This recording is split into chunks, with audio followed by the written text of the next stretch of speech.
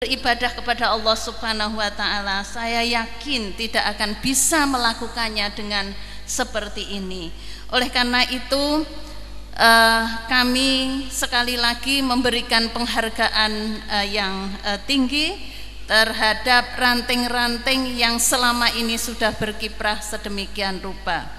Kalau saya boleh membandingkan dengan ranting di tempat saya, Pak Saad, kalau di sini akan dibangun ranting, di kantor ranting, di tempat saya sudah ada kantor ranting, tetapi kalau berkegiatan mungkin tidak 3.000 seperti ini. Ya, jadi saya pikir semua banyak ranting itu sekarang berlomba untuk mengupayakan bagaimana kegiatan di tingkat grassroots, di tingkat jamaah itu menjadi semarak dengan kesukarelawanan yang begitu rupa, yang itu disengkuyung baik oleh bapak-bapak maupun oleh ibu-ibu. Jadi ibu-ibu sekalian yang kami banggakan, ibu-ibu, tidak salah kalau Kiai Dahlan, Kiai Haji Ahmad Dahlan itu sejak awal saat menggerakkan Muhammadiyah itu berusaha dengan keyakinannya karena Allah itu untuk melibatkan para perempuan. Itu sudah 1 abad yang lalu, 1 abad lebih yang lalu. Mengapa Kiai itu mendorong agar supaya Muhammadiyah ini bisa bergerak dengan cepat, meluas, dan bisa mengambil segmen atau bidang-bidang kegiatan yang lebih luas, maka tidak kalah pentingnya adalah melibatkan para perempuan, para ibu-ibu, para anak-anak muda perempuan yang memang sejak awal didesain, dirancang, disiapkan oleh Kiai Dahlan. Hasilnya insya Allah Pak Bupati adalah seperti ini. Karena kita melihat bahwa di banyak ranting Aisyah Muhammadiyah adalah digerakkan juga oleh para perempuan. Apa kata Kiai Dahlan pada saat itu, ibu-ibu, yang mungkin membuat kita semua, baik bapak-bapak maupun ibu-ibu, memberikan kesempatan yang sama untuk kita beribadah kepada Allah melalui Aisyah atau Muhammadiyah. Kata Kiai pada waktu itu 1 abad lebih yang lalu, katanya dengan murid-muridnya beliau menyatakan, hei para perempuan, hei para wong wadon di Jogja, para perempuan, para wanita, jangan sampai ojo nganti kesibukanmu nang omah, jangan sampai kesibukan yang ada di dalam rumah tangga kita, ya, itu kemudian membuat kamu tidak sadar atau tidak terpanggil untuk berkegiatan sosial, karena di sana sebenarnya masyarakat sedang menunggu kalian para perempuan. Itu dinyatakan oleh Kiai Dahlan, dan pernyataan itu menjadi sebuah pernyataan yang sangat penting, mutiara bagi kita semua para perempuan, di mana Muhammadiyah pada awal didirikan memang perlu digerakkan baik oleh laki-laki maupun oleh perempuan. Nah, itu yang disampaikan oleh Kiai Dahlan. Mengapa demikian? Kita meyakini juga bahwa pada saat perempuan melaksanakan amal kegiatannya baik di rumah maupun di masyarakat, apalagi sekarang dengan berkegiatan yang lain, maka di sanalah ada timbangan amal saleh yang sama dikaitkan dengan apa yang dilakukan, kalau itu juga dilakukan baik laki-laki maupun perempuan. Surat An-Nahl ayat 97 menyatakan, man amila sholihan min dzakarin au unsa wa huwa mu'min falanuhyiyannahu hayatan thayyibah, al-ayah. Jadi barang siapa beramal saleh baik laki-laki maupun perempuan, maka akan diganjar kehidupan yang baik. Kehidupan itu kita yakini bahwa kehidupan itu ya kehidupan di dunia maupun di akhirat. Sehingga ibu-ibu Aisyah, ibu para perempuan penggerak Aisyah, penggerak PKK, penggerak Posyandu, penggerak apa saja, sebenarnya ibu-ibu sedang menjalankan, melaksanakan amal-amal yang saleh yang insya Allah akan diganjar kehidupan yang baik. Bisa kita melihat kalau kita menjalankan kebaikan, maka kebaikan-kebaikan itu insya Allah juga akan nampak dan kita rasakan bagaimana pembalasan Allah terhadap kebaikan yang kita lakukan. Jadi itu yang pertama, kami merasa bangga dengan kegiatan ranting di Payaman ini. Yang kedua, saya ingin menyambung dan menyinggung tadi sedikit mengikuti dari apa yang disampaikan oleh Bapak Bupati. Ternyata apa yang menjadi agenda program dari kabupaten, dari pemerintah Kabupaten Lamongan yang tadi sudah disampaikan oleh Pak Bupati, salah satunya adalah SK nomor berapa terkait nomor 1 ya Bu ya, tahun 2016 terkait dengan bagaimana upaya keluarga-keluarga kita memperhatikan pendidikan ya anak-anak kita, untuk mengambil waktu-waktu yang sangat penting, mengambil sejenak waktu entah berapa jam untuk memperhatikan anak-anak kita. Alhamdulillah Bapak Bupati, ini juga telah menjadi program Aisyah secara nasional. Apa yang menjadi program Aisyah secara nasional? Antara lain yang sekarang sedang terus menjadi perhatian ibu-ibu adalah gerakan Aisyah Cinta Anak. Mengapa kita mengambil sebuah gerakan untuk mencintai anak? Kami sedikit ada kekhawatiran bahwa sebenarnya para orang dewasa maksudnya mencintai anak, tetapi keliru bagaimana cara yang digunakan atau yang dilakukan untuk mencintai anak. Kalau sedikit kita kaitkan dengan apa tadi yang disampaikan, anak-anak kita ini sudah tidak terlepas dengan HP, dengan segala programnya. Nah, cara mencintai anak bagaimana? Kalau tadi disinggung, manfaatkan waktu untuk tidak ber-HP, tidak menggunakan HP, tidak menonton TV dan seterusnya. Maka digerakkan Aisyah Cinta Anak itu, ibu-ibu sekalian, ada yang disebut dengan pendidikan media literasi, dan itu sudah berjalan. Artinya apa? Ibu-ibu, bapak-bapak, saya tidak ingin membebankan hal ini kepada ibu-ibu saja, tetapi menjadi beban tanggung jawab bagi orang-orang dewasa, bapak ibu di dalam keluarga-keluarga kita, untuk memperhatikan bagaimana cara memanfaatkan teknologi, mengambil manfaat dari perkembangan teknologi itu untuk kemanfaatan yang sebaik-baiknya dan menghindarkan hal-hal yang buruk.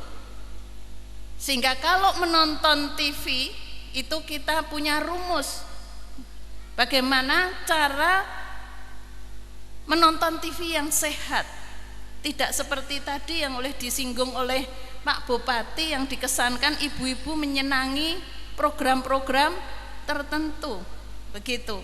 Jadi cara menonton TV yang sehat, cara menggunakan HP yang sehat, memanfaatkan teknologi yang sehat, itulah yang ada di antara gerakan-gerakan mencintai anak. Jadi anak ini harus kita cintai dari banyak sudut, banyak hal, karena disinilah sebenarnya yang sedang betul-betul kita merasakan keprihatinan yang sangat tinggi. Bapak Ibu, kita melihat di TV itu predator anak-anak itu kok bisa keluar dari lapas. Ya, kita mendengar, melihat itu, ya. Dan kita juga mengkhawatirkan bahwa hal yang seperti itu kurang menjadi perhatian. Maka kami mengajak kepada seluruh keluarga-keluarga besar di Lamongan ini untuk betul-betul mencintai anak dengan cara-cara sebagaimana agama mengajarkan kepada kita semua untuk mencintai anak-anak kita yang selalu kita doakan setiap hari, bahkan tidak saja setiap lepas sholat, tetapi bahkan setiap hari dan setiap denyut pikiran, nadi dan darah kita, bahkan kalau kita punya anak-anak tidak akan lepas dari doa-doa orang tua. Nah, itu di hari yang baik ini, pesan itu saja yang ingin kami sampaikan, bagaimana agar kita ini bisa mencintai anak-anak kita dengan cara yang benar. Mencintai anak-anak kita bukan sekedar dengan materi, tetapi mencintai anak-anak kita dengan pikiran yang jernih dan hati yang sehat. Biasanya kan pikiran yang sehat, hati yang jernih. Saya mencoba membalik ya dengan pikiran-pikiran kita yang betul-betul sehat untuk menjadikan anak-anak kita ini sebagaimana doa-doa kita, yaitu menjadi generasi-generasi permata hati, generasi bangsa yang insya Allah akan meneruskan kehidupan kita dan akan memberikan manfaat yang sebesar-besarnya. Terakhir, kami punya harapan yang besar dengan gerakan Aisyah. Saya mengkhususkan kepada Aisyah. Dengan suasana keakraban silaturahim yang seperti ini, kami meyakini bahwa Aisyah maupun gerakan-gerakan perempuan yang ada di masyarakat, jika itu menjadi bagian dari usaha-usaha kita bersama untuk kemaslahatan umat yang didukung oleh semua pihak, termasuk didukung kalau itu kegiatan sosial kemasyarakatan didukung oleh pemerintah, insya Allah itu akan menjadi amal-amal kebaikan kita semua. Taman kanak-kanak yang dimiliki oleh Aisyah Ranting menjadi sesuatu yang sangat strategis dan sangat penting untuk menjadi perhatian semua, selain juga amal-amal usaha yang lain. Oleh karena itu kami berdoa mudah-mudahan ranting-ranting di Solo Puro selain Payaman ini juga akan berkembang sebagaimana yang kita harapkan. Mohon maaf tidak berpanjang kalam karena juga waktunya, dan akan dilanjutkan oleh nanti Bapak Ibu yang lain. Demikian, kurang lebihnya mohon maaf. Terima kasih. Assalamualaikum warahmatullahi wabarakatuh.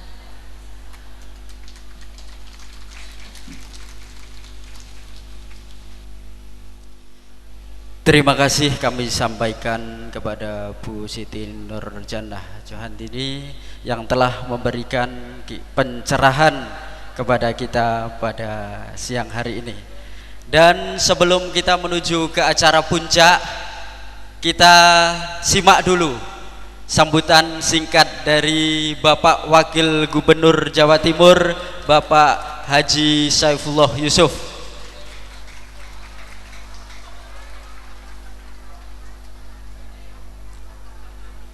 Selamat datang kami ucapkan Bapak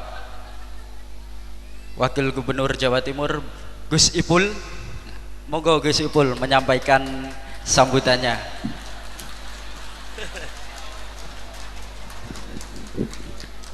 Assalamualaikum warahmatullahi wabarakatuh.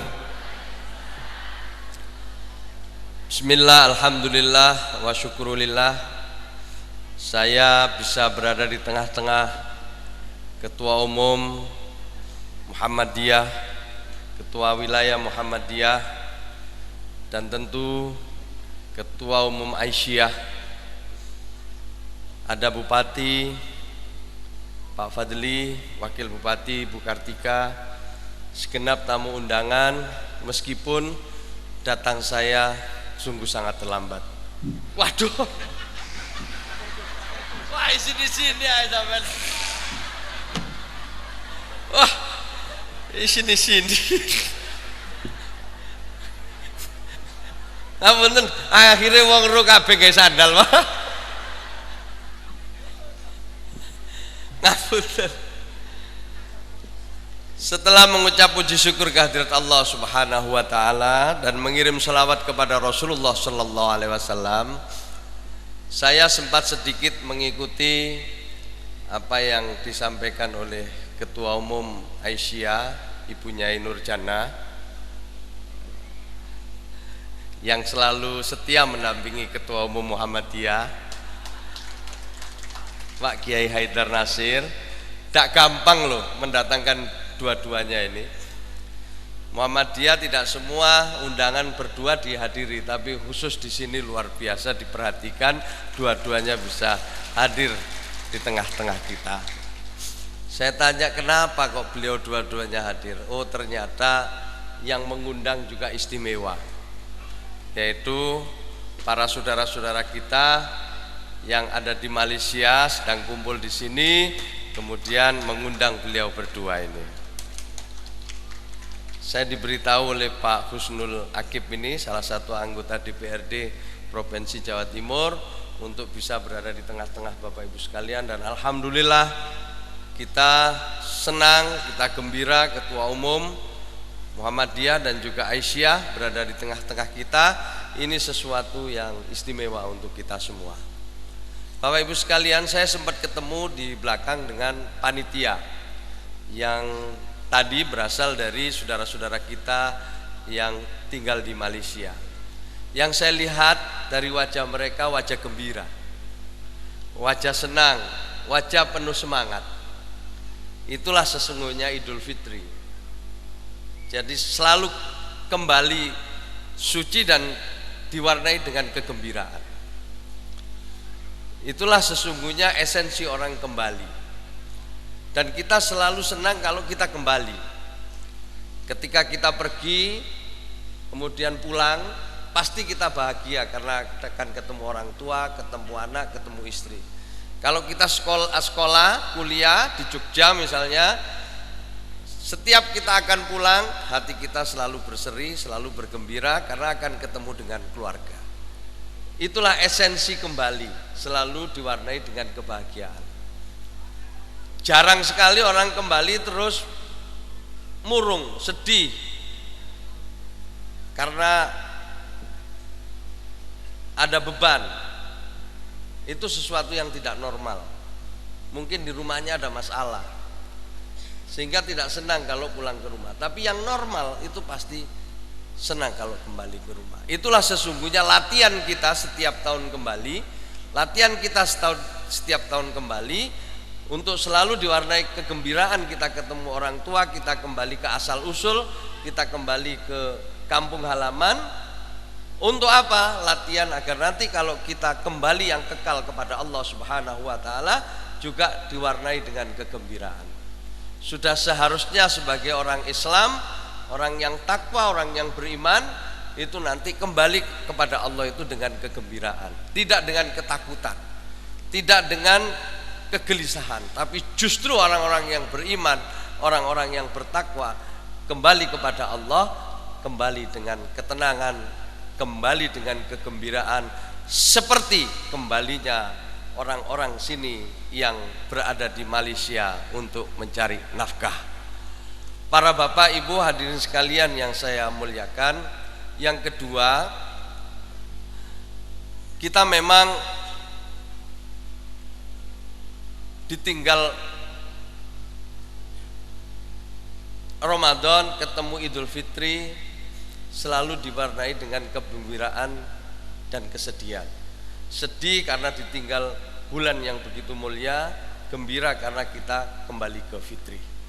Nah, yang kedua, apa yang penting dari bulan Ramadan adalah supaya kita Kulo Kali Panjenengan ini sebisa mungkin selalu terhubung dengan Allah. Jadi itulah yang kita harapkan. Kalau hari ini Kulo Kali Panjenengan satu dengan yang lain dihubungkan dengan teknologi, nah di bulan puasa itu kita dimotivasi untuk selalu terhubung dengan Allah Subhanahu wa taala. Mudah-mudahan terhubung dengan Allah ini seterusnya, tidak hanya sekedar pada saat bulan Ramadan. Terhubung dengan Allah itu artinya kita akan merasa bersama Allah dimanapun berada. Orang kalau sudah merasa dekat dengan Allah, takutnya hanya dengan Allah, itu menjadi insya Allah bagian dari kekasih Allah. Ala inna awliya Allah la khaufun alaihim walahum yahzanun. Jadi tidak punya rasa takut dimanapun berada. Mudah-mudahan ini menjadikan Kulo Kali Panjenengan menjadi orang-orang yang selalu terhubung dengan Allah Subhanahu wa taala.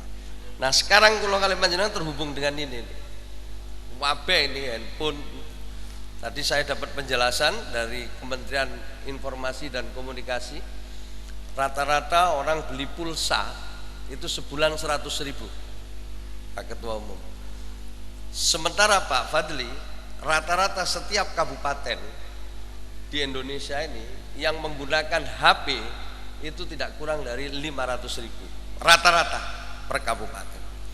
Artinya apa? Setiap bulan 50 miliar dibelanjakan oleh masyarakat untuk membeli pulsa dalam satu kabupaten. Bayangkan kalau se-Jawa Timur, bayangkan kalau se-Indonesia. Diperkirakan setahun kita beli handphone, kita beli pulsa. Ini belanja pulsa orang Indonesia itu tidak kurang dari 300 triliun per tahun. Sayangnya pabrik pulsa atau yang memiliki provider ini mayoritas milik asing. Yang milik Indonesia itu hanya Telkomsel, itu pun tinggal tersisa 65%. Selebihnya sisa dari itu sudah dibeli asing. Indosat, XL itu semua sudah asing. Yang tinggal asli Indonesia tinggal Telkomsel, itu pun hanya 65%. Itu artinya bahwa tidak 200 triliun lebih, 250 triliun lebih itu uang belanja pulsa itu untuk keluar negeri. Inilah kira-kira ini sesuatu yang perlu kita indikan bersama, renungkan bersama, bahwa ada sesuatu pekerjaan rumah ke depan. Sebagai penutup, Bapak Ibu sekalian yang saya muliakan, mari kita sama-sama dengarkan Ketua Umum Muhammadiyah Bapak Kiai Haidar Nasir sebagai bekal, sebagai inspirasi bagi Kulo Kali Panjenengan untuk mengabdi di tempat masing-masing. Muhammadiyah makin maju, Aisyah makin maju, insya Allah Indonesia juga akan maju. Apabila ada hal-hal yang kurang berkenan, saya mohon maaf. Wallahul muwaffiq ila aqwamit thoriq. Fastabiqul khairat. Wassalamualaikum warahmatullahi wabarakatuh.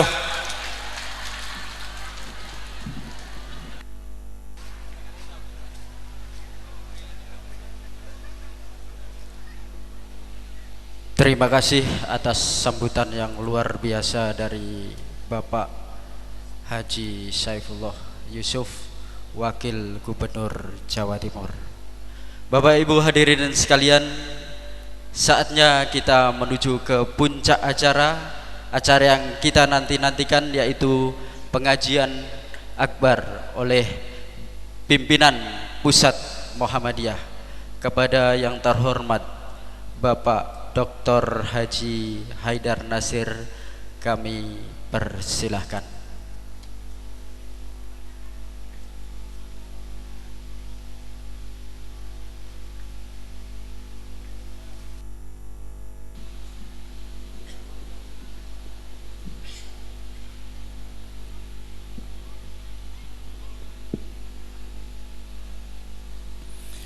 Assalamualaikum warahmatullahi wabarakatuh.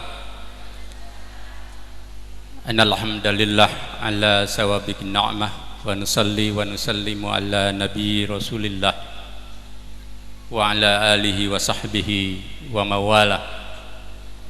Asyhadu an la ilaha illallah wahdahu la syarikalah wa asyhadu anna Muhammadan abduhu wa rasuluhu wa la nabiyya ba'dah.